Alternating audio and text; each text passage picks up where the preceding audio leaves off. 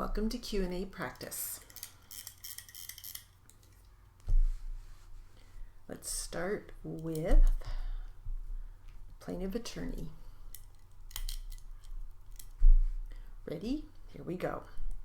I'm going to object again as to leading sustained. Based on the reports prepared by Officer Vincent, there was no indication in there that Ann Ryan had been arrested, right? Objection leading sustained. Was there any evidence in the report prepared by Officer Vincent that indicated Ann Ryan had been arrested? Nothing in the report. And you could have fixed that if you thought she should have been arrested, right? I would have asked for an explanation as to why that did not occur. But then, and depending on that explanation, you could have been directed that she be arrested, right? Objection leading sustained. Could you have directed that she be arrested? As a sergeant, I can. Yes, you didn't do that, did you? I'm not sure how to answer that, counsel. Did you direct that Ann Ryan be arrested on 5/10/2009? Is that the date of the incident? Yes, sir. No. And if you can recall, where was Ann Ryan during the time of your stay inside the residence on Spring Street? She was seated, I'm going to say, on a couch or some type of a chair in the living room. And was she there the entire time during the observation of her during my presence? Yes. Okay, it's your testimony today that you believe it had been brought to her attention that she might be arrested for possession of syringes. Is that right? Yes. Where did that happen? Well, she's seated on the couch. Is that what your testimony is? I'm going to say it is. Yes. So your testimony is at some point, some officer that you cannot identify went over to her and informed her that she would be arrested or could be arrested. No, that's not accurate. I'm going to say someone probably mentioned that to me. Did I actually hear that conversation between an officer and Ann Ryan? No. Okay, I'm going to say someone brought it to my attention that here's the syringe, and she's been told all of this information. Okay, I can't say I actually heard an officer tell Ann Ryan she's going to be arrested, so you never heard anyone tell her that, hey, you could be arrested. Not to the best of my recollection. You just received information that perhaps she could be arrested. Objection leading overruled. Yes, and initially I believe it's your testimony Ann Ryan was a possible victim as far as latent police were concerned, right? Yes, and it's your testimony that based on what you know, perhaps she could have been arrested for violation of probation. Objection leading sustained. Would you agree that her arrest was not mandatory on that day? Objection leading overruled. Arrest for what, counsel? For, I guess, possession of under the influence. Okay, you said possession of under the influence. I'm sorry, thank you, under the influence. For being under the influence, I don't know that she was under the influence. I'm just saying someone might have trusted her, but I don't know if they determined she was or not. Okay, I don't know that fact. As it relates to possession of drug items, before you can arrest somebody for possession of drug items, you have to show that they have not only possession but knowledge and possession. Yes, would you agree that if somebody is on probation, the mere fact they are someplace where criminal activity may be occurring, that in itself is not enough to violate their probation, is it? I would say you're right, and in this case then it was Ann Ryan who was seeking, assistance of the Layton Police Department to get rid of what she thought was individuals in her apartment committing crimes. Objection, hearsay, speculation, sustained as phrased. And so if this scenario is that Ann Ryan was trying to rid herself of the individuals committing crimes, that in itself wouldn't cause her to be arrested for anything, right? Do you understand the question? Not really, no. If she called to say she needed to get some people out of her apartment, would you arrest her for that? Oh, no. In fact, that would appear she's trying to remove herself from a bad situation, right? Sure. Thank you, Sergeant. No further questions. Recross. Yes, Your Honor. Sergeant, you testified at first that she was thought of as a victim, right? Yes, you used those words at first because at some point during the investigation that changed, right? I'm assuming it did, yes. Okay, well, that assumption could be based on the fact that people are telling you that they're confronting her about drug items now, right? Yes, and counsel's referring to there needs to be, you can't arrest someone unless there's knowledge of the drug items and the fact that there are drug items. Do you remember that line of questioning?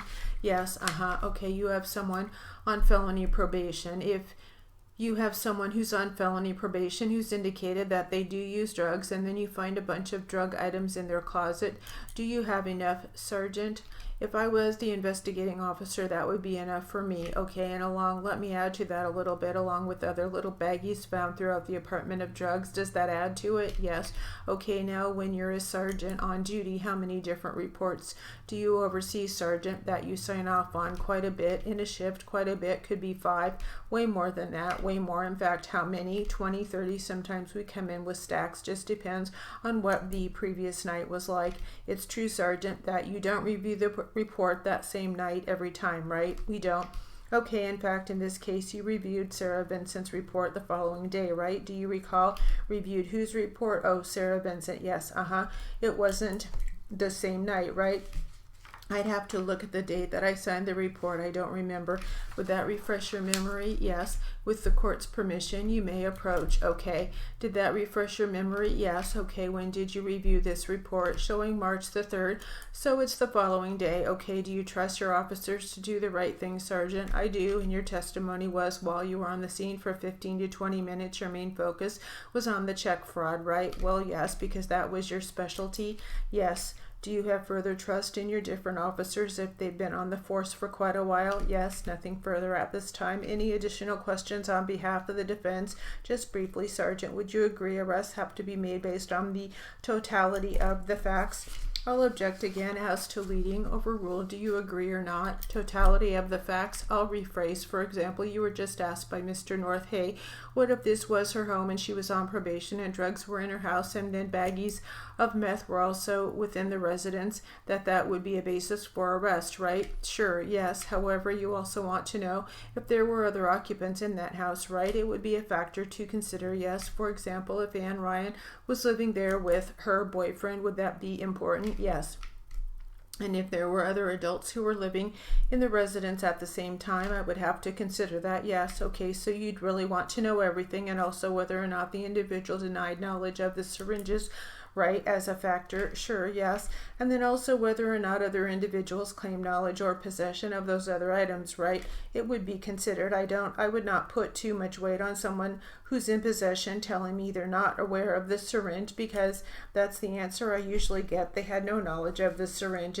If that's not too confusing for you. No, the point is that you have to look at everything, right? Yes. And so if the only facts are that it's her place and there are syringes, that would be different than a scenario where the residence is occupied by a number of adults, right? I would consider all of that, yes. Okay, and so those would all be factors into then making a decision as to whether or not somebody should be arrested or not. Yes. Objection, leading, foundational, overruled. You may answer the question. Yes. Thank you, Sergeant. No further questions, Your Honor. Nothing further. Thank you, Sergeant. All right. May this witness be excused? Yes, Your Honor. Thank you. Yes, thank you. Sir, you're excused at this time. Thank you. You're welcome. I told everybody the court reporter was my real boss. She controls who enters and leaves the courtroom. Is your next witness available, Mr. Blake? Yes, but I don't think we'll finish. All right, how long is that witness? Maybe 20. All right, let's go ahead and get started then. You do solemnly state that the evidence you shall give in this matter shall be the truth, the whole truth, and nothing but the truth, so help you God? I do. Thank you. You may be seated. Please state your name for the record. Spelling your name. My name is Russell Meyer, Russellmeyer. All right, Officer Meyer, have you testified in a courtroom before? Yes, sir. Are you familiar with the rules for testifying? Yes, I am. You may inquire, Mr. Blake. Thank you. Hello, officer. Hello. We see you dressed in a beautiful blue uniform. Yes, sir. And you are currently employed by Layton Police Department? Yes, I am. And how long have you been employed? 4 years.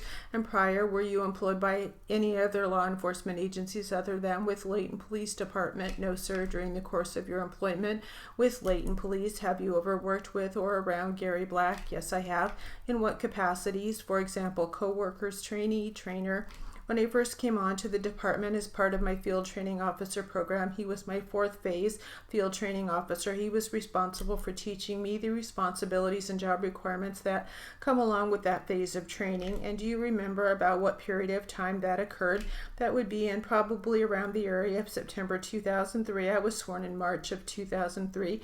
The field training program is 6 months long. I had him in phase 4, which is towards the end of my training program. I think it would be about September sometime. September 2003. Yes, sir.